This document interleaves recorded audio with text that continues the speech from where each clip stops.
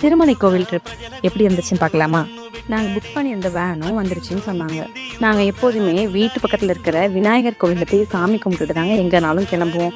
அதே மாதிரி சாமி கும்பிட்டும் கிளம்பியாச்சு. எல்லாரும் நல்லபடியா போய் சேருடும். சாமி கும்பிடுங்க.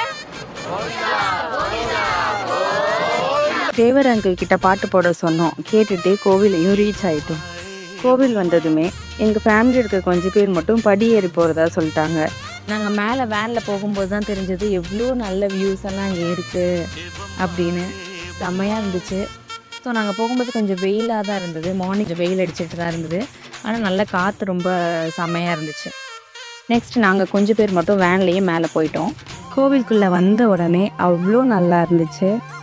அந்த வியூஸு அப்புறம் காற்றெல்லாம் பார்க்கும்போது செம்மையாக இருந்துச்சு. கோவிலுக்குள்ளே போன உடனே லெஃப்ட் சைட்லேயே பூஜா ஐட்டம்ஸ்லாம் வாங்குறதுக்காக கடைக்கு போனோங்க. ஆனால் நம்ம மைண்டு தான் எங்கேயோ போகுது. அங்கே வெரைட்டியாக லட்டு வச்சுருந்தாங்க. அதை பார்த்த உடனே ஆசையாக இருந்துருச்சுங்க. நான் பூஜா ஐட்டம்ஸை பார்க்காம லட்டுவை பார்த்துட்டு இருந்தேன். நெக்ஸ்ட் அதுக்கு பிறகு தான் சரி பூஜா ஐட்டம்ஸ் வாங்கிட்டு போகலான்ட்டு மாலை தேங்காய்லாம் வாங்கிட்டு அப்படியே கொஞ்சம் நேரம் வெயிட் பண்ணிகிட்டு இருந்தோங்க.